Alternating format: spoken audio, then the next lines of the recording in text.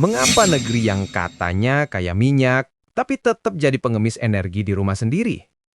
Mengapa janji 7 kilang baru yang digadang-gadang 5 tahun lalu, sampai sekarang bahkan bayangannya pun tak ada? Dan pertanyaan paling panas, mengapa setiap kali ada kritik soal pembangunan kilang, tiba-tiba kilang lama kebakar? Apakah ini negeri energi atau negeri sumbu pendek?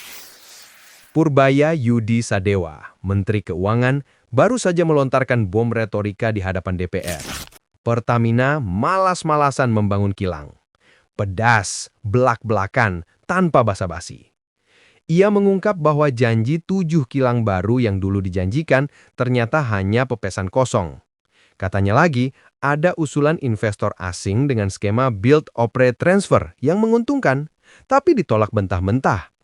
Dan yang bikin bulu kuduk berdiri, Purbaya menyebut ada kilang yang sengaja dibakar. Serius? Kilang dibakar? Kalau ini bukan tuduhan serius, lalu apa? Karena kalau benar, berarti ada pihak yang lebih senang melihat api daripada pembangunan. Dan lihatlah keesokan harinya, seolah semesta ingin kasih efek dramatis, kilang Dumai terbakar. Yah, terbakar. Sehari setelah kritik Purbaya. Kebetulan. Atau skenario sinetron yang sudah diatur. Dumai sendiri bukan anak baru dalam dunia kebakaran. Sudah 2 kali terbakar hanya dalam 2 tahun terakhir. Dan bukan cuma Dumai, kita punya daftar panjang. Balongan, Pelumpang, Cilacap, Balikpapan. Indonesia sudah seperti punya seasonal file show di kilang migas. Tapi ini bukan pertunjukan kembang api, ini fasilitas vital negara yang terbakar. Ini nyawa masyarakat yang ikut jadi korban. Jangan lupa depot minyak Pelumpang. Tahun 2023 meledak di tengah pemukiman padat.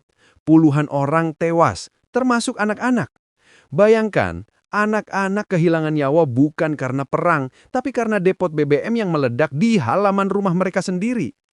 Kilang Balongan di Indramayu juga pernah terbakar besar tahun 2021. 1 orang meninggal, ratusan luka, ribuan harus mengungsi. Dan ini bukan sekedar kerugian material, ini nyawa. Nyawa yang melayang sia-sia karena kelalaian, atau kalau tuduhan itu benar, karena sabotase. Jadi mari kita jujur, kalau memang ada yang sengaja membakar kilang, berarti ada yang tega menjadikan rakyat sebagai korban sampingan dari permainan politik energi. Itu bukan sekedar skandal, itu kejahatan negara. Pertamina dituding malas, tapi malas itu bukan cuma soal tenaga, ini soal niat. Pertanyaannya, malas siapa? Malas orang teknis di lapangan atau malas para petinggi yang sibuk berpolitik daripada berproduksi? Dan pemerintah, mereka gemar bikin janji manis soal kedaulatan energi. Tapi akhirnya malah bikin rakyat menanggung pahitnya impor BBM yang harganya makin mencekik. Ironi yang menampar, negeri penghasil minyak, tapi kita tiap hari masih ngemis dari Singapura. Lalu siapa yang sebenarnya pemalas? Rakyat yang bayar pajak? Atau pejabat yang cuma pandai berbicara? Federasi Serikat Pekerja Pertamina Bersatu pun panik. Mereka meminta Purbaya klarifikasi, takut tuduhan soal kilang sengaja dibakar jadi fitnah. Mereka bilang pembangunan kilang itu kompleks, butuh waktu, butuh proses. Baik, masuk akal. Tapi apakah itu menjawab kenapa kilang malah lebih sering terbakar ketimbang dibangun baru? Apakah itu menjawab kenapa janji 7 kilang baru sama sekali nihil? Jangan-jangan kompleksitas itu hanya jadi alasan untuk menutupi ketidakmampuan atau lebih parah, kesengajaan. Jadi mari kita tanya dengan nada pedas. Siapa yang diuntungkan kalau kilang tidak pernah selesai? Siapa yang diuntungkan kalau kita terus impor BBM dengan harga mahal? Dan siapa yang tertawa sambil bermain korek api sementara rakyat menjerit menanggung harga energi yang makin gila-gilaan? Kalau benar ada sabotase, itu bukan sekedar kebakaran kilang, itu pembakaran masa depan bangsa.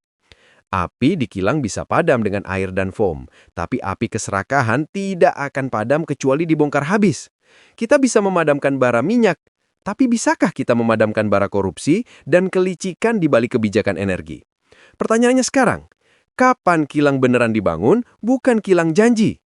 Atau kita harus nunggu kilang lama habis terbakar satu-satu, baru pemerintah sadar bahwa masa depan energi negeri ini sedang dilahap api. Bukan hanya api di tangki, tapi api kerakusan pejabat yang bermain di balik layar.